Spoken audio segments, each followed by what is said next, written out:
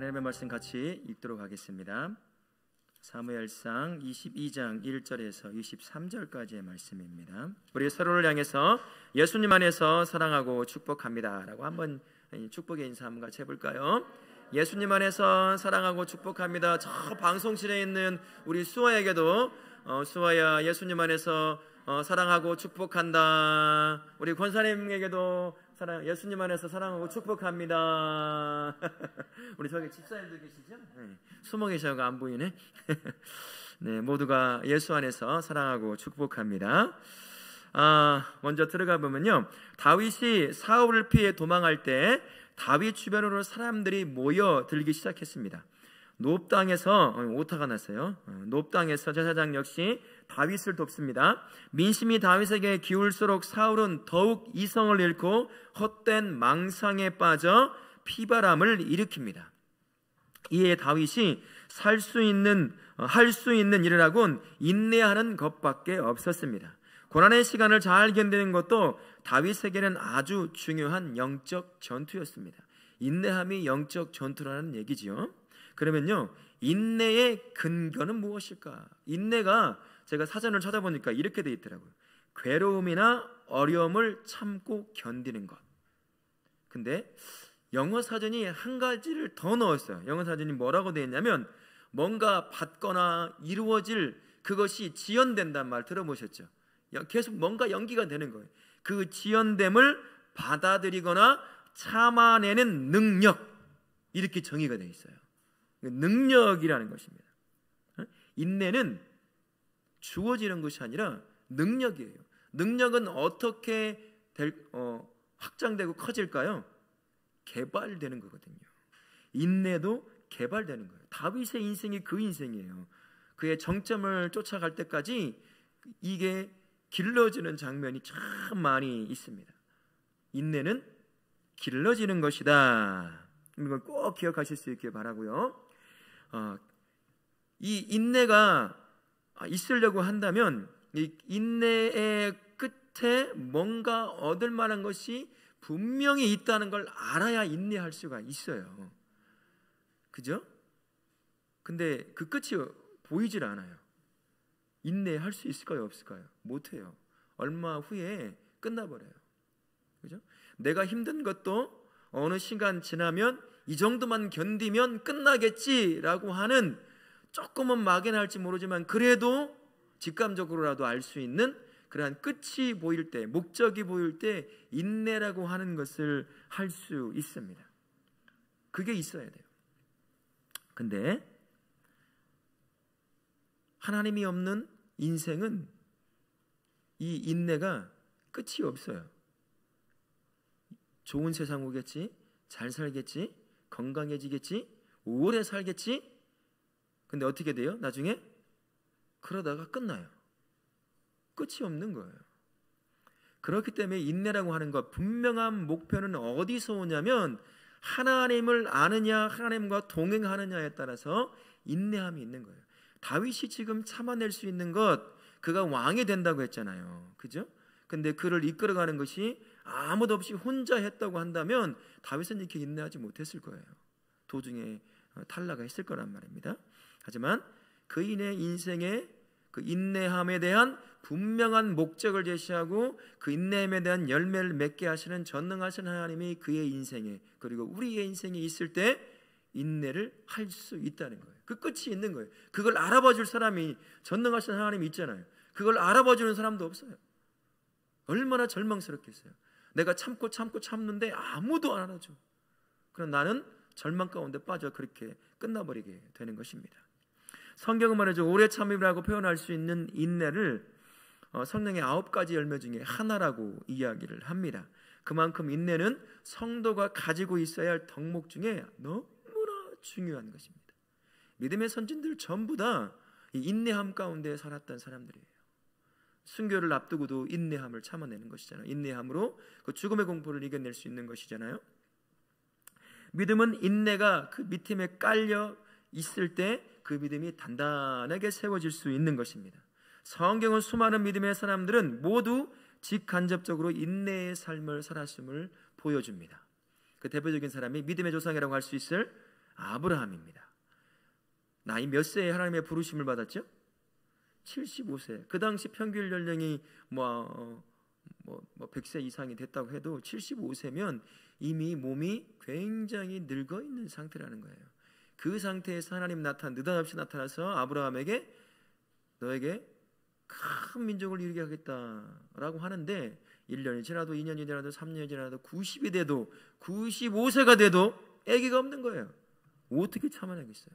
내 몸이 내를 알잖아요. 에고 하고 있는데 무슨 아기를 가질 수 있겠어요? 사라가 웃는 게 너무나 당연한 거예요. 비웃는 거. 이 몸은 가지고 자기 몸을 아니까 이제 끝났다는 걸 아니까. 근데 25년을 참아내요. 그게 바로 믿음이에요. 인내와 믿음은 정말 이 백지장 한 장 차이 정도? 인내가 없는 것은 믿음이 아니다고 말할 수 있을 정도로 믿음은 인내와 딱 달라붙어 있는 것이라는 것입니다. 우리도 아마 이 말이 무슨 말인지 삶을 통해서 믿음 생활을 오래 해오신 분들은 이게 무슨 말인지 아실 거예요. 얼마나 많이 믿음이 흔들릴 때가 많은데 지금까지 넘어지면 자주 넘어지긴 했지만 완전히 탈선하지 않고 지금까지 온 것은 그래도 참아낸 것이 있기 때문이라는 거예요. 그래서 이만큼 인내라는 것이 너무너무 중요하다는 것입니다. 다윗이 지금 그 인내의 위에 세워져 가고 있는 것을 우리 오늘 말씀이 얘기해 주고 있는 것입니다. 본문을 한번 들어가 보면요, 1절부터 5절 그리고 20절부터 23절까지 보면 다윗은 환난과 핍박을 피해 모인 공동체를 끝까지 책임지려고 합니다. 1절 2절 보시면 어떤 사람들이 다윗에게 모여들었습니까? 다윗의 형제와 아버지의 온 집, 그리고 환난당한 자, 빚진 모든 자, 마음이 원통한 자. 아니, 붙어도 함께 해도 돈 좀 있고 능력 있고 싸움 좀 할 줄 알고 이런 사람이 붙어주면 좋을 텐데, 그나마 도망생활하는 이 도망자에게 힘이 되고 능력이 될 텐데, 그와 함께하는 모든 대부분의 사람들은 누구라고요? 환난당한 자, 빚진 자, 마음이 원통한 자래요. 얼마나 답답하겠어요. 아니, 붙어도 왜 이런 사람만 붙을까? 이런 하소연을 하나 해야지 않았을까? 그런 생각이 들 정도입니다. 3절부터 5절까지 보면 다윗은 자신의 다음 행보를 어떻게 결정하죠? 하나님이 어떻게 하실지 알기까지 모압에 자기 가족들을 맡기잖아요. 그죠? 하나님이 어떻게 하실지 알 때까지라고 되어 있어요. 그러면 20절부터 23절, 다윗은 도에게 칼을 피해 도망쳐온 아비아달을 어떻게 위로하고 있습니까? 아비아달을 어떻게 위로하고 있어요? 두려워하지 말라, 다윗 자신과 함께 하게 하는 거예요. 거기는 다 대부분 사람들이 보기에 별 필요 없는 사람처럼 여겨지는 사람들이 모여 있잖아요. 대부분 다. 그러니까 나 다윗과 함께 하게 하는 사람입니다. 하나님과 동행하는 사람의 그 곁에 있으면 그를 통해 흐르는 하나님의 위로함을 통해서 그가 위로함을 받는 거예요. 하나님의 그 사람을 도우시고 보호하시는 그 보호하심 가운데 그 사람도 놓이게 된다는 것입니다. 다윗이 그렇게 그를 위로하고 보호하겠다라고 말하는 것입니다. 오늘 이 부분을 통해 첫 번째를 보게 되면, 하나님은 자신과 함께하는 사람이나 공동체를 통해서 삶에 지친 사람들, 역경에 상처받은 자들, 자신을 대신하여 위로하게 하시는 하나님을 발견하게 됩니다. 사실 다윗은 어떤 사람이에요? 지금 무슨 정편에 놓여 있죠? 도망자의 신세예요. 도망자. 자칫 잘못하면 잡혀서 죽어요. 그러면 다윗의 명성을 알고 있던 이스라엘 사람들이 다윗이 가면 숨겨주기도 하고 먹을 것도 주고 해야 될 텐데, 지금 어떻게 하죠? 지금 그렇게 했다가 85명의 제사장이 죽어버렸어요. 이 소식이 이스라엘 땅에 퍼졌을까요? 안 퍼졌을까요? 다 퍼져. 이제는 더 도망갈 데가 없는 거예요. 다윗 도와줬다가는 우리 목이 다 날아가겠구나. 가면 갈수록 다윗은 설 자리가 없는 자. 그래서 좀 더 읽어가 보면 다른 곳에 가게 돼요. 가지 말아야 할 곳까지. 이런 사람이 그 옆에 아버지가 죽고 또 뭐라고 돼 있어요? 마음이 원통한 자, 빚진 자, 환난 당한 자, 이런 자들이 계속 온다는 거예요. 아니, 자기도 지금 살기 바빠 죽겠는데 어떻게 그 사람들을 위로하고 도울 수 있겠어요? 어떻게 할까요? 왜 이걸 하나님께서 그 사람들을 붙여 주실까요? 하나님이 함께 하시기 때문에 가능한 것입니다. 하나님이 함께하는 자를 통해서 사람의 말로 위로하는 것이 아니라 하나님의 위로함이 다윗의 삶을 통해 그에게 흘러가는 거예요. 같이 와서 다윗의 인생을 딱 보는 거예요. 알잖아요. 지금 다윗이 무슨 형편에 놓여 있는지.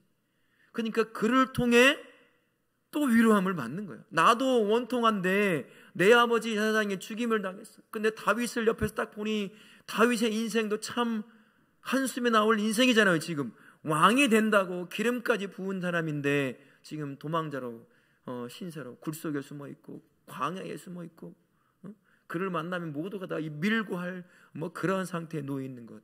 그런데 그가 당당하게 많은 사람들을 위로하는 그 모습을 볼 때 그가 위로받는 거예요. 아비아달이 아버지가 죽었지만 원통한 자들이 그렇게 하나님이 함께하는 자는 자신의 인생 가운데 그 인생 가운데 함께 하시면서 위로함이 뭔지를 경험했기에 그의 말 한마디에서 나오는 그 위로함이 고통 가운데 있던 그를 위로할 수 있는 거잖아요. 다윗이 하나님과 함께 하기 때문에 위로자가 되어 준 것입니다. 그 또한 지금 다윗은 왕의 수업을 받고 있기도 해요. 사실은 하나님께서 사울이라고 하는 왕을 세웠는데 하나님의 마음으로 이스라엘 백성들을 다스리라고 했는데 지금 사울은 어떤 마음으로 지금 다스리고 있습니까? 자기 명성을 드높이는 일들을 하고 있어요. 그러니까 그 밑에 있는 군사들과 온 백성들을 막 노역을 시키듯이 계속 쥐어짜고 있는 거예요. 다윗 한 사람 잡으려고 수천 명의 병사를 모아서 또 찾아가고 전쟁하면 또 끝나면 다윗 어디 있다 하면 또 쫓아가서 죽이려고 하고 온통 온 이스라엘 사람들을 하나님의 마음을 갖고 이스라엘 백성들을 통치하는 사람이 아니에요.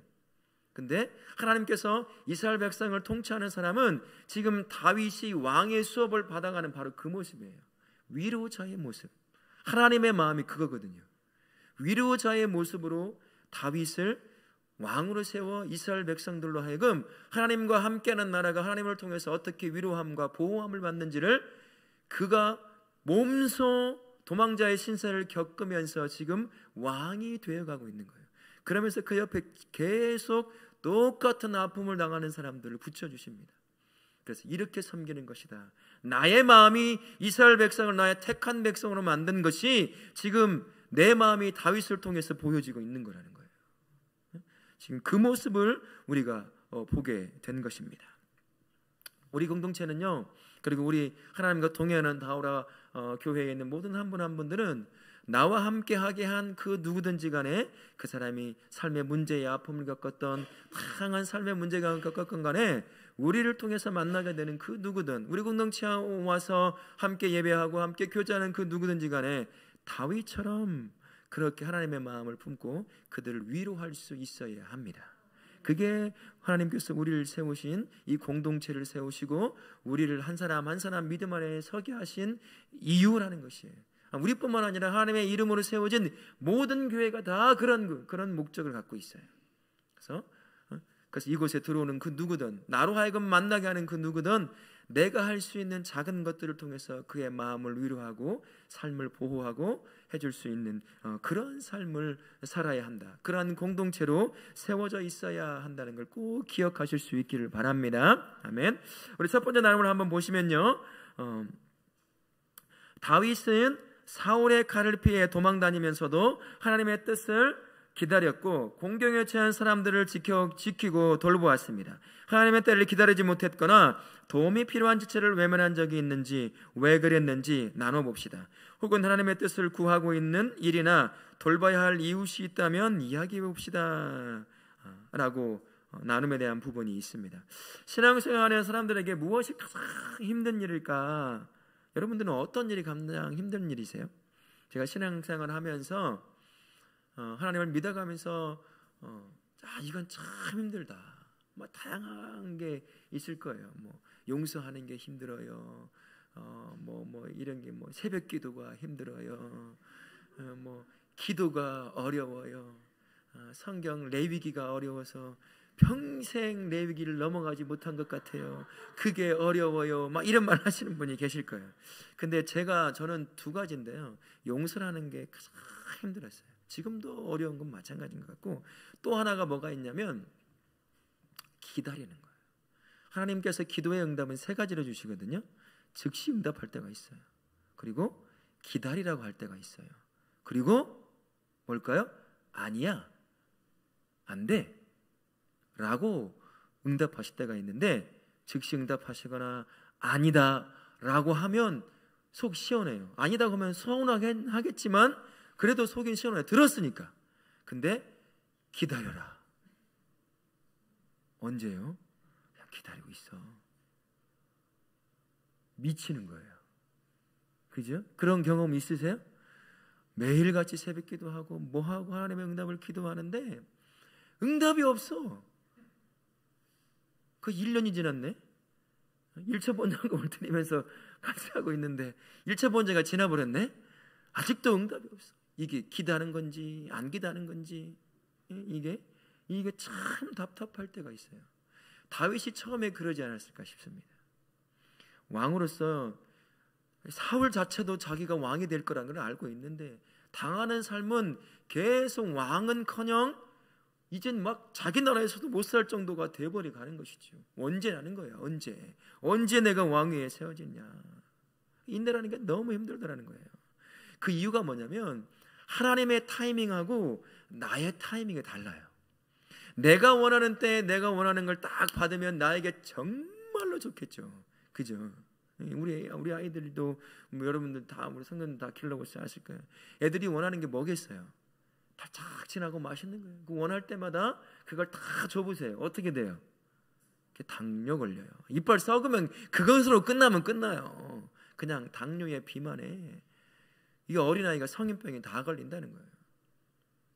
부모가 주고 싶은 것하고 그 타이밍하고 다른 것처럼 하나님이 응답하시고자 하는 타이밍하고 주고 싶은 것이 다르니까 계속 엇박자가 나니까 못 받는 게 기다리라는 것이에요. 야, 너 기다리라는 말이 무슨 말인지 모르니?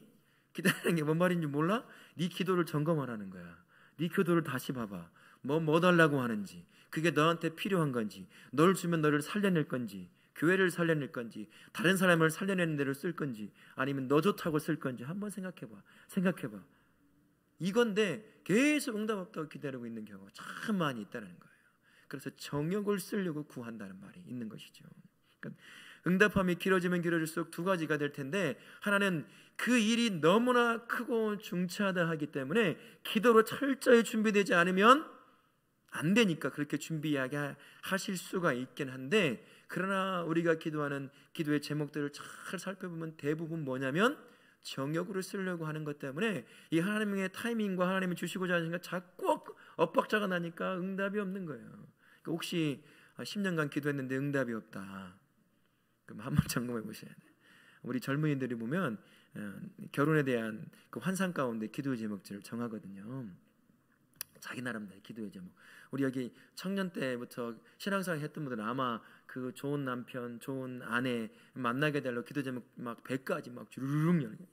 막 키는 165 정도의, 뭐 몸무게는 한 52 정도의, 무엇은 뭐에 코는 삐죽하고 머리는 길고, 별 기도 제목 다 있었을 거예요. 근데 그런 기도 제목들이 이제 막상 또 만나면 다 사라져 가잖아요. 하나씩 현실적인 것들이 다 사라지며 이제 하나님이 원하시는 기도의 제목들이 만들어지는 것처럼 우리가 기도하며 나아갈 때 그 기도의 제목들이 자꾸 길어지고 할 때 한번 점검해 볼 필요가 있다는 거예요. 내 타이밍하고 하나님의 타이밍하고 딱 맞아 떨어지는 것인지, 하나님이 나를 통해 이루고 싶은 것하고 내가 가져서 내가 이루고 싶은 것하고 잘 맞는지 한번 점검해 볼 필요가 있다는 것입니다. 인내라는 것이 필요하다는 거예요. 이처럼 다윗은 그 가운데 잘 견뎌낸 사람이기도 했습니다. 또 한 가지 보면 우리가 섬겨야 할 대상은 멀리 있지 않다는 거예요. 어디 있을까요? 가정에 있어요. 그리고 내가 세워진 직장에 있고 내가 만나게 되는 친구들, 학교며 학원이며 그곳에 있어요. 어떻게 섬길까? 아무리 생각해봐도 내가 섬길 수 있는 게 분명히 한계가 있잖아요. 내가 부자도 아니고 속된 말로 호구도 아니고 계속 사줄 수만도 없는 일이고 어떻게 할까? 따뜻한 위로의 말을 한 번씩 전달하는 것도 그것도 하나의 섬김이 되지 않을까 싶어요. 세상 사람들은 아무리 화려한 옷을 입고 좋은 것을 갖고 다녀도 그 안에 기본적으로 깔려 있는 게 내일에 대한 걱정과 두려움과 이런 것들이 다 깔려 있어요. 생각 없는 아이들 빼고. 그런 애들 빼고는 대부분 다 그런 두려움에 사로잡혀 있다는 거예요. 그럴 때 한마디씩 나를 위로하시는 그 하나님의 그 마음을 갖고 그 안에 하나님이 예수님이 이런 말 넣지 않아도 그냥 얼굴에 수심이 있는 그런 직장 동료가 있거나 가족이 있으면 그 위로의 한마디 딱 던져주는 거죠. 그게 섬김의 시작이 아닐까 싶습니다. 그렇게 해서 나와 함께하는 자는 왠지 모르게 나와 함께하면 그냥 마음이 편하고 위로가 돼. 그래서 얘한테 무슨 말이라도 한마디 들으면 마음이 평안이 있어. 야, 참 희한하다. 너랑 같이 있으면 너랑 밥을 먹으면 그냥 편해. 너무 좋아. 너한테 뭐 고민이 있으면 한번 좀 털어놓고 이야기하고 싶어. 이게 바로 위로자의 모습이 아닐까 싶어요. 우리 다울학교에 성도님들은 다 그런 분 되실 수 있길 바라요. 옆에 앉았다가 얼굴 보고 도망가는 사람, 그런 사람은 저는 절대 이 사람한테 말 걸었다가 그냥 말로 줬다가 대로 받겠다, 절대 안 되겠다고, 그런 사람 절대 안 된다는 것이죠. 우리는 다 위로자로 부름받았다는 사실을 기억하실 수 있기 바랍니다. 아멘. 큰 두 번째 6절부터 19절까지 한번 말씀 보면, 사울은 권력에 대한 집착과 그로 인한 불안 때문에 무고한 사람을 해치게 됩니다. 6절부터 8절 보면 사울은 다윗의 출현 소식을 듣고 곁에 있는 신하들에게 어떤 반응을 보이죠? 무슨 반응을 보이나요? 편집증적인 반응을 보여요. 의심을 하기 시작하는 거예요. 사울은 지금 악신에 들렸을 뿐만 아니라 심리적인 문제까지도 갖고 있기 때문에 모두가 다 자기 주변에 적이라고 생각하고 있어요. 심지어 자기 아들 요나단조차도. 이게 편집증을 갖고 있는 사람의 모습이에요. 정신분열증이라든지 여러 가지 심리적인 문제를 갖고 있는 사람들이 굉장히 민감해져요. 그래서 주변에 막 쿵쿵 소리만 들어도 자기를 지금 도청하고 있다라든지, 이전 교회에서 그런 분들 참 꼭 만나서 하나님이 훈련을 시키셔요. 방송국에서 자기를 지금 감시 카메라로 감시하고 있대. 담임 목사님이 뭔 말 한마디 하면 내가 갖고 있던 생각이네, 언제 내 머릿속에 들어서 내 걸 빼갔는지 모르겠다고 막 그렇게 하면서 어떻게 하면 좋겠냐고 그래요. 그런 사람이 편집증이에요. 지금 사울이 그 상황에 놓여 있어요. 다윗이 가면 갈수록 자기 마음대로 잡아서 죽였으면 어느 정도 가라앉을 텐데 그게 안 되는 거예요. 가면 갈수록 심리적으로 지금 불안 상태에 놓여 있는 거예요. 그 주변의 사람들이 얼마나 힘들겠습니까? 그걸 또 이용해 먹는 사람도 등장하는 것을 볼 수 있습니다. 13절, 사울이 아히멜렉과 제사장들을 죽이려 한 이유는 무엇이었죠? 다 편집증에서 나온 거예요. 날 죽이려 한다는 거예요. 매복해서 같이 짜고, 다 이게 지금 그 사람의 모습이에요. 자, 9절, 10절, 18, 19절. 사울의 병적인 망상을 자극하며 비극을 유도한 사람이 누구죠? 에돔 사람 도액이라고 하는 사람이에요. 에돔은 에서의 후손이에요. 그러니까 이스라엘과는 이렇게 한 형제 민족이라고도 볼 수 있거든요. 근데 사이는 좋지는 않았어요. 실제로 사무엘상 14장 40절에 보게 되면 사울을 통해서 블레셋과 에돔과 모압과 이것들을 다 파괴시켰거든요. 한번. 그러니까 1차는 다 죽였어요. 근데 어떤 시기든 이 도액이 살아남은 거죠, 지금. 그래서 그 옆에 늘러붙어 있는 거예요. 지금 그렇게 지금 하고 있는 것입니다. 근데 이 말은 사울이 함께 하지 말아야 할 사람과 함께 지금 놓여 있다는 거예요. 이 사울의 불안한 심리를 지금 이용해 먹고 있는 사람이 이 도액이라고 하는 사람이에요. 그래서 이 사람의 부추김으로 이 안에 있는, 그나마 심적으로 지금 아주 살아난 판을 걷고 있는 것 같은데 막 부추기는 거예요. 그래서 제사장 85명과 그에 딸려 있는 여러 아이들과 모든 임성을 한 번에 다 죽여버렸어요. 제사장들을, 이스라엘 백성들을, 군인들은 못 죽이니까 도액이 지가 가서 다 죽였어요. 왜 그랬을까요? 뭔가 얻을 것이 있으니까 그런 거거든요. 이것을 통해 보면 성도는 하나님께서 예비된 사람을 만나야 한다는 것입니다. 잘못된 만남 때문에 얼마나 많은 성도가 믿음의 길에서 탈선하는지 모릅니다. 아주 오래전 가수의 오래전 노래가 생각이 나요. 잘못된 만남. 난 예감을 했었지, 넌 나보다 내 친구에 관심이 더 있었다는 걸, 이렇게 바람난 사람. 잘못된 만남 때문에 깨지는 일이 발생하는 거잖아요. 지금 사울은 그나마 심리적으로 굉장히 지금 조금만 건들면 터질 것 같은 그러한 상황에 놓여 있는데 도액이라고 하는 이 악한 자기 이득을 얻으려고 하는 사람 옆에 딱 늘러붙어 있는 거예요. 그래서 이렇게 부추기는 거예요. 계속 부추기는 거예요. 다른 거 없어요. 도액은 지금 사울을 부추겨서 자기가 얻을 수 있는 것을 얻어내려고 하고 있는 거예요. 그러니까 우리가 만남을 가질 때도 정말 기도해야 돼요. 특히 우리 다음 세대의 아이들, 진짜 잘못된 만남 때문에 아이들이 얼마나 빗나가는지 몰라요.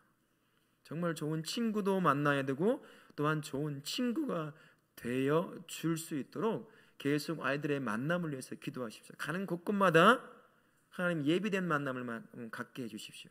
정말 능력이 없는 저 같은 사람도 우리 다울학교를 만나잖아요. 능력 없는 저 같은 사람도 좋은 목사님 만나서 훈련받게 하시고 좋은 아내 만나게 하고 좋은 자식들 만나고 좋은 성도들 만나게 하시는 거예요. 그래서 목사가 세워지는 거예요. 우리도 다 한 사람 한 사람 다 마찬가지예요.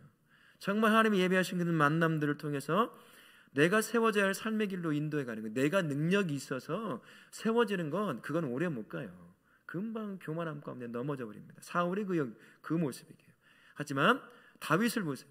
계속 참 없을 것, 있어도 필요 없는 것 같은 사람들, 그 사람들을 만나게 해서 다윗이 이제 하나님이 세우고자 하는 왕의 모습으로 갖춰져 가는 것을 보게 되잖아요.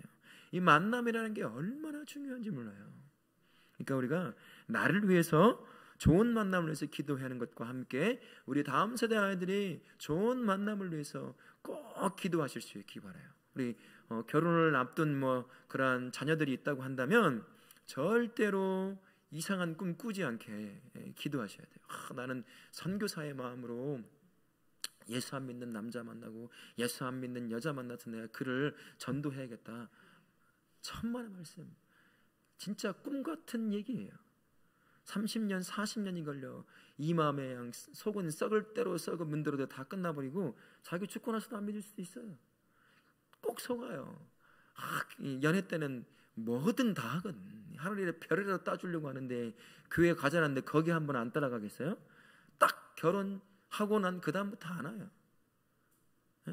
그걸 눈이 콩깍지가 껴가지고 이제 못 보는 건데 그런 만남 때문에 얼마나 고통 가운데 있는지 몰라요. 성도들. 그리고 자기도 믿음 안에서 떠나버리고 나중에 가서 이제 막 가슴 치며 천부여 주십시오. 그때서 또 천부여 주십시오 찾고 있어요. 그 고통 가운데 있다가 그러니까 만남을 위해서 항상 기도하시고 자녀의 만남이 그것을 두고도 항상 기도하실 수 있어야 할 것입니다. 아멘. 자, 그리고 우리 이것을 통해서 두 번째 나눔을 한번 보시면 하나님을 향한 불신은 불안을 낳고 그 불안은 집착을 낳습니다. 그 집착은 권력과 만나면 무엇이 된다고요? 폭력이 되는 거예요. 지금 병적으로 집착하잖아요. 다윗에 집착하고 그만 죽이면 내가 왕의 자리를 끝까지 유지할 수 있겠다. 왕이라고 하는 그 권력에 집착하고 있어요. 그러니까 그것을 지켜내기 위해서 어떻게 합니까? 폭력을 쓰는 거예요. 악하게 나가는 거예요. 우리도 주변에서 수없이 볼 수 있어요. 북쪽에 있는 김정은도 마찬가지고 푸틴도 마찬가지고 시진핑도 마찬가지고 아프리카에 있는 수많은 독재 정권이 다 똑같아요. 자기 것 그 권력을 집착해서 붙잡으려고 하니까 민주적으로는 안 되거든요. 그러니까 폭력을 써서 짓누르는 것입니다. 사울이 지금 그 상황에 놓여 있다는 것입니다. 내 안에 있는 불안과 집착은 무엇일까? 믿음으로 불안과 집착을 이겨낸 적이 있으면 이야기해 봅시다. 왜 우리 안에 집착하게 하고 불안하게 하는 걸까요? 뭐가 있는 걸까요? 대표적으로 제 생각에는 성공이라는 것 같아요. 성공이라는 것이 돈 많이 벌고 높은 지위에 올라가는 것도 있겠지만 내가 좋은 부모로서 성공하는 것, 그죠? 좋은 아빠로, 좋은 엄마로, 좋은 목사로, 좋은 성도로 이런 것들이 어느 순간 집착이 될 때가 있더라고요. 좋은 아빠가 돼야 되겠다고 하니까 이제 좋은 아빠가 돼야 되니까 좋은 결과를 만들어내야 되지 않겠어요? 그러니까 막 이제 짓누르기도 하고 한다는 거예요. 목사로서 성공한 목사가 되고 싶은 게 다 마찬가지일 텐데 그 성공이라는 것이 하나님이 정말 기뻐하실 성공, 받으실 성공이 뭔지를 확실히 모르면서 우리에게는 성공이라는 것은 눈에 딱 보이는 게 있어요. 큰 교회와 많은 성도 다 모두가 다 이걸 보면 성공했다고 말을 하거든요. 그러니까 거기에 똑같이 마음이 움직이는 거예요. 저도 마찬가지예요. 근데 하나님은 정말 기뻐하실 수 있을 것인가? 또 수없이 비교당하고 똑같이 사역을 하는데 누구는 이렇게 하고 누구는 그러고 있고, 이런 많은 비교 이런 것들을 하다 보니까 이 안에 이제 그런 부분에 집착이 계속 생긴 거예요. 다양한 성공의 이 안에 목마름이, 성공 신화에 붙잡힘이 그렇게 우리로 하여금 집착하게 하고, 그 집착을 놓지 않기 위해서 이제 주변의 사람들을 계속 괴롭히듯이 막 힘들게 만드는 거예요. 막 계속. 사울이 지금 그 모습 가운데 있다는 것입니다. 저도 이 성공이라고 하는 이 단어에 붙잡히지 않으려고 애를 써요. 근데 들려오는 소리, 눈에 보이는 것, 이것들이 계속 이게 뿜뿌질을 한다 하잖아요. 막 이렇게 뿜뿌질을 하는 거예요. 이게 막 세미나를 한번 가보고 하면 막 이 대우가 다르거든요. 큰 교회, 작은 교회 가면 여기 앉으시오, 저기 앉으시오가 달라져요. 네, 그런 거 보면 야, 이건 이 성공해야 쓰겠구만 이런 마음에 사로잡히는 거예요. 그게 하나님이 주신 것일 수도 있어요. 큰 교회를 다 그렇게 바라볼서는 안 되고, 하나님이 그렇게 쓰게 하시려고 그렇게 하실 수도 있지만, 그게 내가 억지로 집착해서 마치 하나님이 주신 것인처럼 그렇게 잡아가면 큰일 나는 것이지요. 목사도 죽고 성도도 죽고 교회도 무너지게 되는 것입니다. 그런 것에서 벗어나려고, 짓눌리지 않으려고 애를 씁니다. 저를 위해서도 이런 부분에서 항상 기도해 주셔야 돼요. 그래서 제가 우리 원로 목사님들도 그렇지만 그 기도 제목에 항상 나와 있잖아요. 변질되지 않는 목사. 처음에 나로 하여금 목사가 되게 했던 그 마음이 하나님 앞에 가는 그 순간까지 변질되지 않는. 다니엘은 죽을 때까지 변질되지 않았어요. 그냥 남들이 보건 말건 하나님 앞에 그대로 쓰려고 했던 사람이 다니엘이에요. 그 마음이 내 마음 되도록 기도의 제목을 써놨는데, 항상 그렇게 기도해 주셔서 변질되지 않는 목사로 끝까지 남을 수 있도록 그렇게 기도해 주실 수 있기를 바랍니다. 아멘. 그리고 세 번째 마지막으로 나눔을 보시면, 사울은 하나님의 말씀을 듣지 않고 도액 같은 간사한 사람의 말에 귀에 기울였습니다. 자신의 망상에 동조해 줄 사람을 찾고 있었는데 그게 바로 도액이었던 것이죠.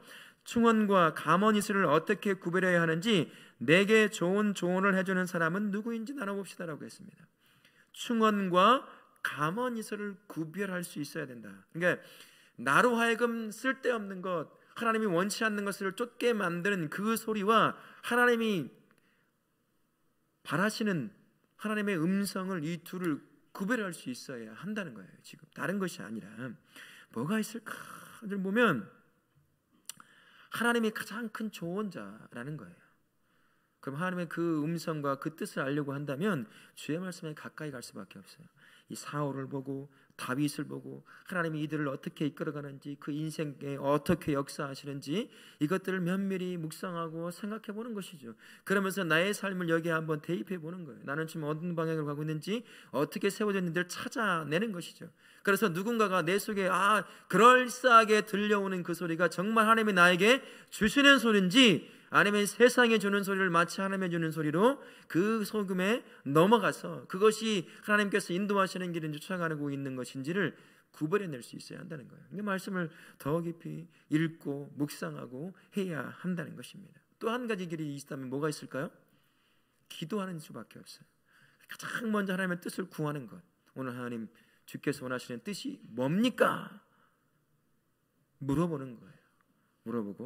물어보고 또 물어보는 그러한 삶을 통해서 내 귀에 들려지고 내 삶에 들려지는, 그리고 이 안에서 이 죄된 욕심이 만들어낸 소리가 하나님의 소리인지 내가 만들어낸 소리인지 세상이 만들어낸 소리인지를 계속 구별해 내가 가야 되는 것이죠. 그러면서 하나님의 소리면 붙잡고 세상의 소리면 내려놓고, 그 과정이 성화의 과정이에요.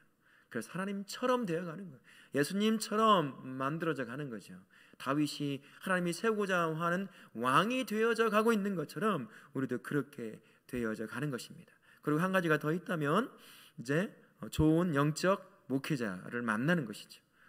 목사인 저에게는 좋은 스승 목사를 만나는 것입니다. 그래서 내가 지금 제대로 가고 있는지, 바른 목사로 세워져 가고 있는지를 한 번씩 상담이나 이런 것들을 통해서, 멘토라고 보통 말을 하잖아요. 그렇게 만나서 이야기하고 물어보고, 잘못된 부분이 있으면 내려놓고, 이렇게 하는 것이 세상이 주는 소리, 욕심이 주는 소리와 하나님이 주는 소리와 그것을 구별해낼 수 있다는 것입니다. 우리 다울학교의 모든 성도들은 세상이 주는 소리, 내 안에서 오는 욕심이 주는 소리를 마치 하나님이 주신 소리로 착각하고 그것을 붙잡고 살아가는 사람이 아니라 하나님이 주시는 그 소리를 붙잡고 살아가실 수 있기를 예수님의 이름으로 축원합니다. 아멘. 성도가 사는 신앙생활은 인내가 그 토대가 돼야 돼요. 참 어렵고 힘든 일이 신앙생활이라 할 수 있습니다. 참고 견뎌내야 할 상황이 참 많이 있기 때문이에요. 때로는 핍박에 내 신앙을 흔들어 놓을 수도 있습니다. 때로는 목적지가 잘 보이지 않을 때가 있어요. 내가 잘 가고 있는지, 그러니까 이 마음의 두려움 때문에 흔들릴 때가 종종 있을 수도 있습니다. 때로는 이런 저런 유혹들이 나로 하여금 이리 흔들고 저리 흔들고, 그래서 잘 되는 사람을 보고 세상 것을 쫓아가지만 잘 되고 있는 거, 저것도 잘 되고 있는데 나는 왜 이 모양일까, 이런 것들이 나로 하여금 믿음에서 흔들어댈 수도 있을 것입니다. 가끔은 하나님도 보이지 않을 때가 있을 수도 있어요. 내가 말씀을 읽어도 기도를 하도 하나님은 나와 함께하지 않는 것 같은 때, 들려오지 않는 때, 아무리 읽고 묵상해도 나를 향한 말이 아니라 다른 사람을 향한 말처럼만 들리고 있을 때, 그때가 있다는 거예요. 그럴 때 어떻게 해야 될까요? 그걸 참고 인내하며 나가는 거예요. 다윗의 인생이 그랬잖아요.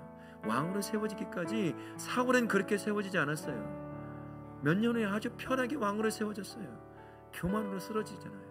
근데 다윗은 그 도망자의 고통, 죽음의 고통을 넘어서고 또 넘어서고 또 넘어서고 주변에 자기와 같은 고통을 당하는 자를 계속 만나게 있어서 그 마음을 준비시키는 하나님을 더 깊이 만나는 것을 보게 되며 그 가운데 참고 인내하고 또 인내하고 하는 것을 보면 우리에게도 그게 필요하다는 것입니다. 기름 부음 받았고 약속 받았어요. 끝이 정확히 주어져 있는데 헛걸음을 걷고 있는 것 같아요. 마치 체육관에 가면 그 걷는 거 있잖아요. 걷고 죽으라고 런닝머신을 뛰는데 자리는 그 자리에 있는 것 같은 것. 그 인생이 다윗과 같은 인생. 우리의 인생도 그렇게 보일 수도 있거든요. 아무리 뛰어도 한 걸음을 나가지 못한 것 같은 그런 때가 우리에게 있다는 것이에요. 그러나 다윗이 인내하고 끝까지 참고 하나님의 인도하심을 쫓아갔던 것처럼 우리에게도 그 인내함이 필요하다라는 것입니다. 이런 어려움을 겪으면 겪을수록 우리의 인내는 능력이 되어갈 것이에요. 그래서 이제는 애지간한 것들은 잘 견뎌나갈 수 있게 되는 것이에요. 그때 포기하면 안 되면 더 참고 또 참고 하면 하나님이 나의 능력 되시고 지혜 되어 주셔서 이제는 어느 것이든 거뜬히 인내하며 넘어갈 수 있게 하시는 분이 우리 하나님이라는 사실을 기대하실 수 있기를 바랍니다. 하나님과 함께 하기 때문에 인내할 수 있습니다. 그리고 하나님이 함께 하시는 그분이 내 인내를 알아주신다는 게 중요한 거예요. 나도 잘 모를 때 있지만 세상은 누구도 알아주지 않아도 내가 인내하며 고통 가운데 있다는 것 우리 하나님이 너무나 잘 알고 있어요. 그 말은 끝을 주시겠다는 거예요. 해결해 주시겠다라는 말씀입니다. 우리가 그 하나님을 바라보고 끝까지 인내하며 믿음 안에 굳건히 세워지실 수 있기를 예수님의 이름으로 축원합니다. 아멘.